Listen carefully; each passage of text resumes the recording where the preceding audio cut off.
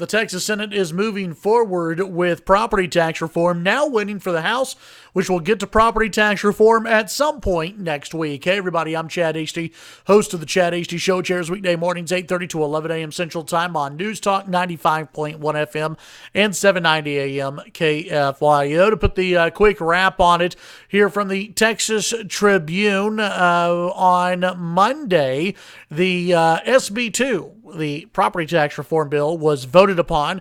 Updated will force cities, counties, and other taxing entities to receive voter approval before raising the 3.5% more property tax revenue than in the previous years, a change that would a change from the 2.5% trigger that was originally proposed. School districts, though, would still face a 2.5% threshold under a version of the bill approved on Monday. Now, this all got going because over the weekend, Lieutenant Governor Dan Patrick had basically threatened to use the so-called nuclear option, something that Scott Braddock of Quorum Report and I talked about months ago, that because of Kel Seliger in the Texas Senate, someone who was blocking he was the 19th vote, the key 19th vote to move the debate to the floor, and he was blocking it this entire time. Well, Kel Seliger on Monday reversed his position, sort of. Kel Seliger announced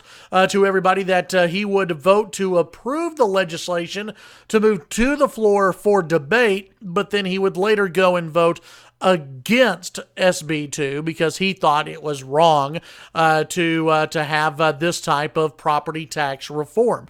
It was interesting. Dallas Morning News reporter Lauren McGaughy on Twitter posted a few responses from Seliger.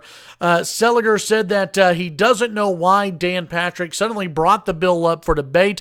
He said maybe it's because he heard Governor Abbott made it clear last week that there would be no special session.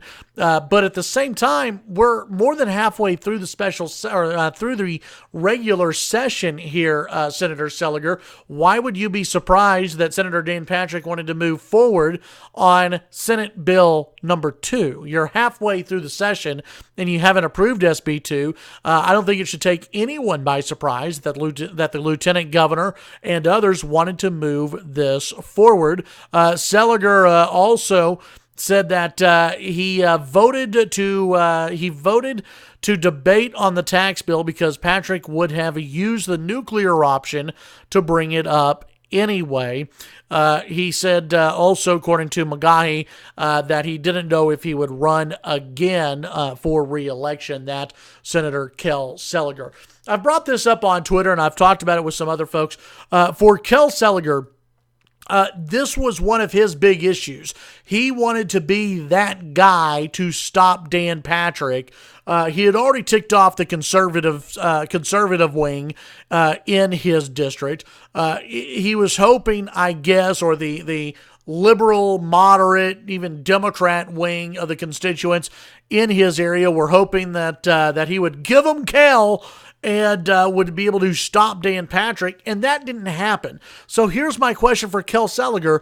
Who is your base exactly at this point? If you've lost the support of the conservative wing, you've lost the support maybe of the moderate wing, who is your base support moving forward? Listen, there's a lot that's going to be debated in the Senate bill moving forward. We still need to see what the House is going to do. The House is scheduled to bring up their property tax reform bill on Wednesday of next week. Not this week, but of next week. It'll be interesting to see how that bill mirrors or doesn't mirror the bill out of the Texas Senate. If you missed any of my interviews, by the way, last week while I was in Austin, or even on Monday when I was visiting with Governor Greg Abbott, go back and listen to those interviews because it sheds a lot of light into what some of these lawmakers are thinking when it comes to property tax reform and a possible sales tax increase.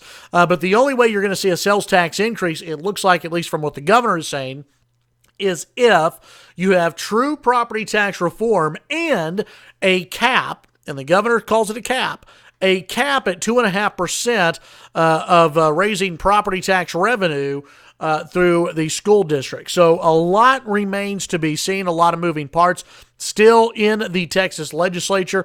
Things maybe not moving as fast as some would like, but things are starting to move, at least when it comes to property tax reform.